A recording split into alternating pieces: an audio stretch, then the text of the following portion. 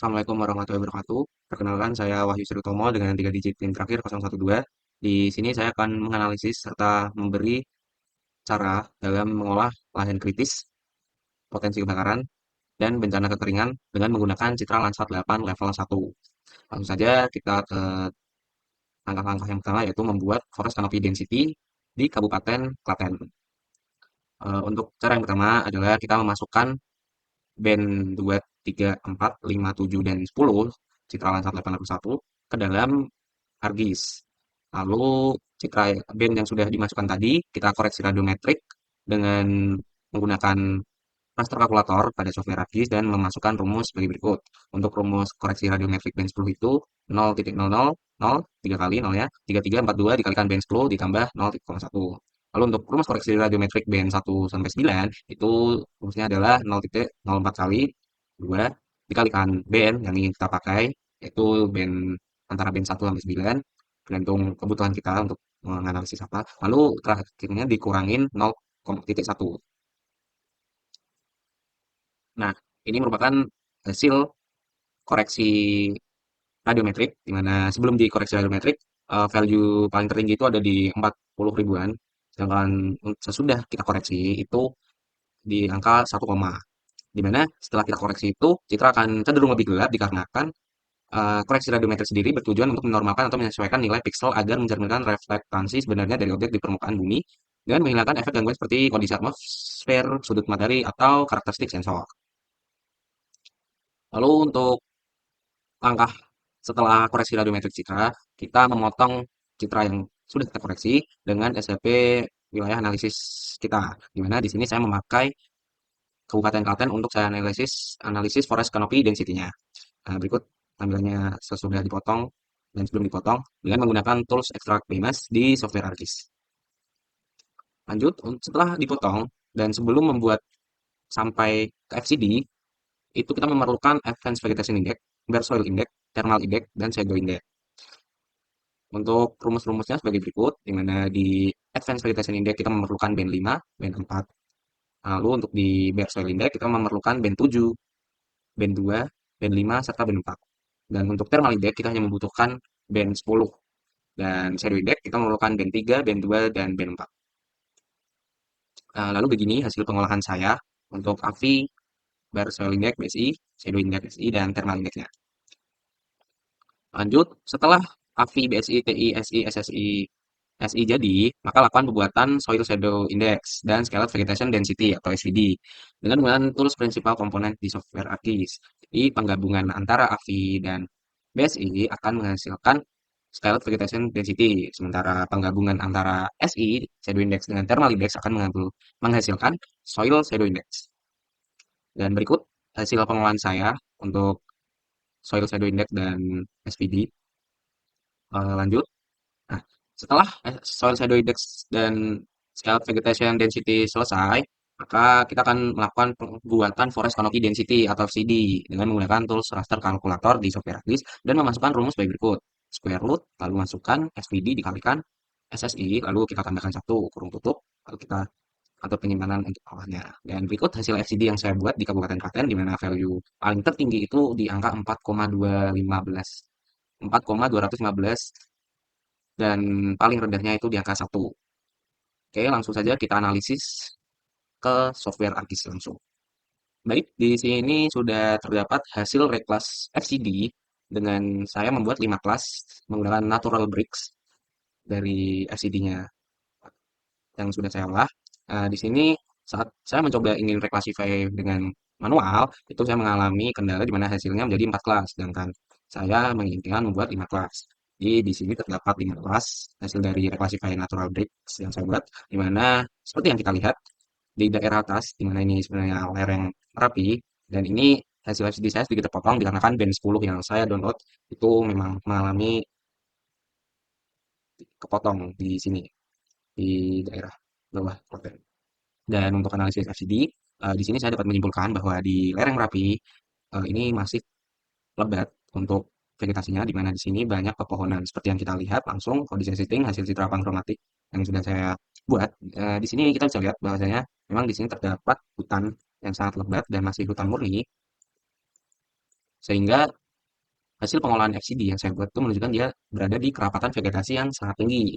Nah, berbanding terbalik dengan daerah sini di mana ini merupakan sangat rendah. Setelah saya lihat, ternyata di sini daerah pemukiman, menjadikan daerah sekitar sini termasuk ke dalam vegetasi sangat rendah. Lalu untuk yang bolong ini merupakan sebuah rawa di daerah selatan yang bernama Rawa Jambor. Nah, lanjut untuk yang vegetasi sedang di seperti daerah sini ini merupakan eh, lahan sawah dan sedikitan daerah Cawas yang menuju Gunung Kidul. Jadi untuk tingkat vegetasi di Klaten kerapatannya dan sampai hingga analisis degradasi lahan atau lahan kritis menurut saya daerah bawah atau daerah selatan dari Klaten ini sedikit mengalami kekritisan lahan di mana lahan di daerah bawah ini banyak yang masuk di kategori kerapatan vegetasi yang sangat rendah berbanding terbalik di daerah atas di mana di sini daerah lereng pegunungan Merapi sehingga masih terdapat banyak pepohonan yang mengakibatkan kerapatan vegetasi sangat tinggi sehingga di sini tidak mengalami degradasi lahan atau lahan kritis.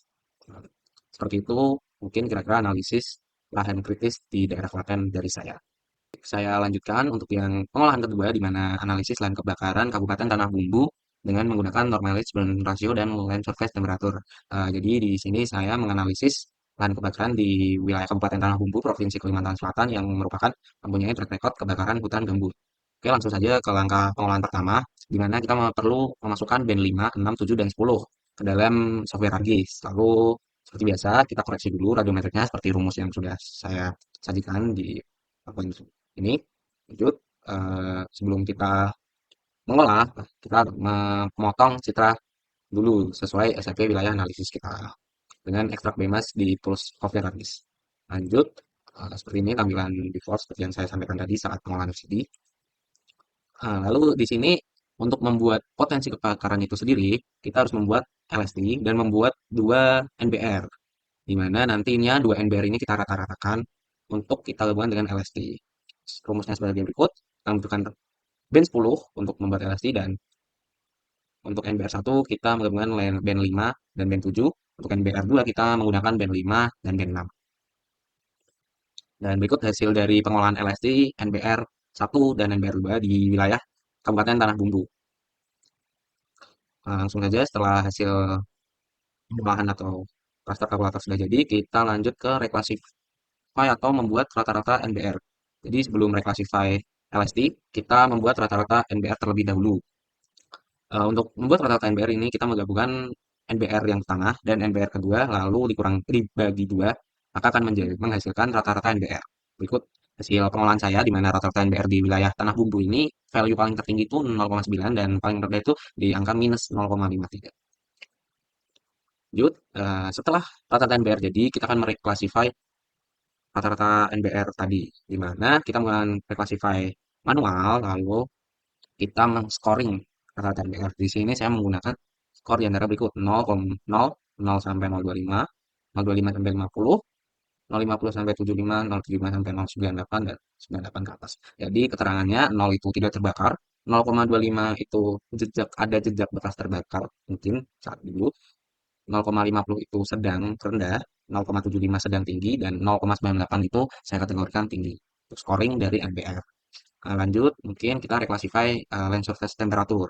Untuk land surface temperature, saya scoring nilai brightness temperature dalam satuan derajat Celcius. Jadi untuk 30 ini saya masukkan ke kategori hangat. Lalu untuk 32 itu masih hangat, 34 hangat, 36 panas sedang, dan 38 panas tinggi. Lanjut, setelah hasil reclassify keduanya selesai, kita akan membuat potensi kebakaran hutan di Kabupaten Tanah Bumbu dengan cara menambahkan reclass dari rata-rata yang tadi dengan menambahkan dengan reclass land surface temperature tadi yang sudah kita buat dan hasilnya seperti berikut setelah kita jumlahkan lalu mungkin kita pindah ke software ArcGIS untuk analisis kondisinya. Baik, setelah saya reclassify potensi kebakaran hutan di Tanah Bumbu sendiri, di sini terjadi ada 4 kelas di mana warna hijau itu menunjukkan potensi kebakaran sangat rendah di mana setelah saya cek tadi existingnya ini merupakan daerah pertambangan. Lalu ini ada potensi kebakaran rendah yang di mana ini ke pemukiman, lalu potensi kebakaran sedang yang mungkin lahan-lahan sawit atau dan Yang merah ini potensi kebakaran yang sangat tinggi, di mana ini kemungkinan lahan gambut. Jadi saya mendownload Citra Landsat 8 tahun 2024. Setelah saya olah, ternyata potensi kebakaran di tanah bumbu di tahun 2024 ini sangat tinggi, yang menyebabkan mungkin ke depannya masih mudah terbakar. Karena potensi kebakaran tinggi di tanah bumbu, Kabupaten Tanah Bumbu ini masih tergolong tinggi, yang mendominasi daerah tanah bumbu. Dan kemungkinan mungkin akan dan bisa terjadi kebakaran lahan lagi.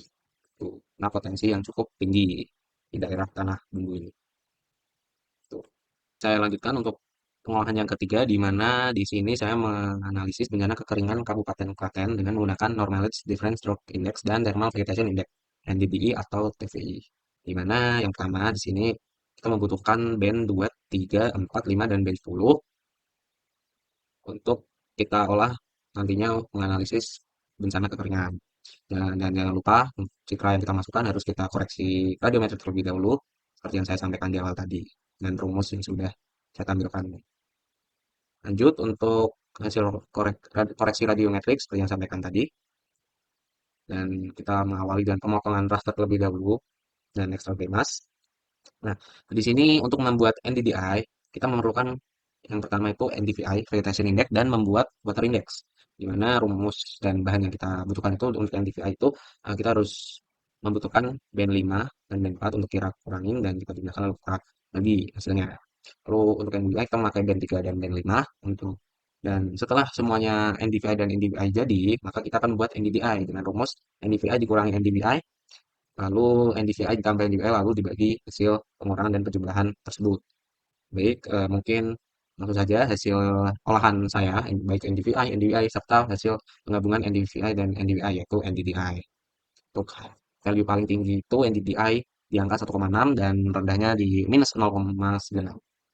Lanjut, untuk yang cara kedua menganalisis bencana kekeringan itu kita menggunakan TVI.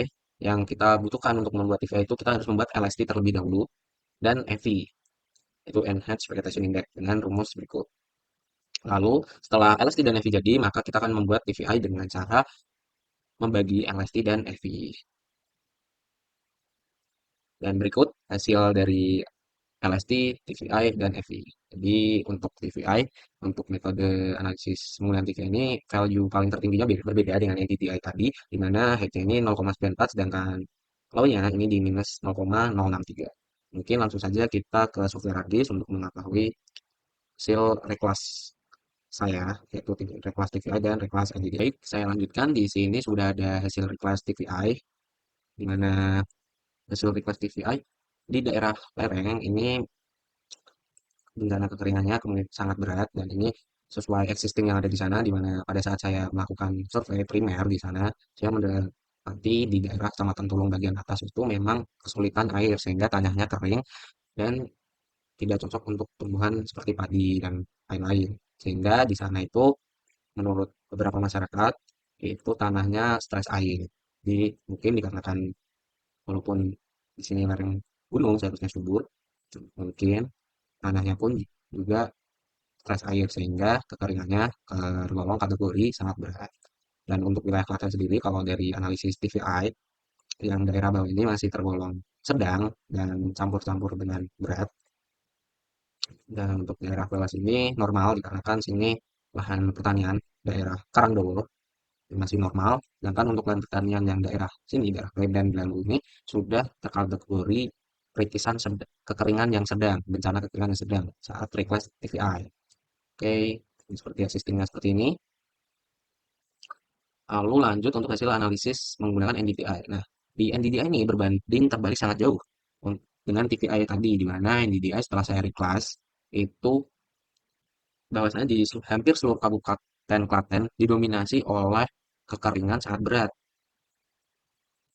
dan untuk sedangnya masih tergolong di daerah Karangdowo, yang dimana TVI tadi di daerah Karangdowo sini itu termasuk kategori normal. Sehingga kesimpulan saya, karena saya mendownload Citra ini bulan 6, yaitu pada Juni 2024, kemungkinan hal ini selaras dengan musim kemarau yang terjadi tahun kemarin, karena mungkin di Kabupaten Klaten mengalami bencana kekeringan yang sangat berat. gitu. Oke, itu saja analisis bencana kekeringan di Kabupaten Klaten dari saya. Terima kasih atas perhatiannya. Mohon maaf apabila ada kesalahan kata. Kurang lebihnya mohon maaf. Wassalamualaikum warahmatullahi wabarakatuh. Terima kasih.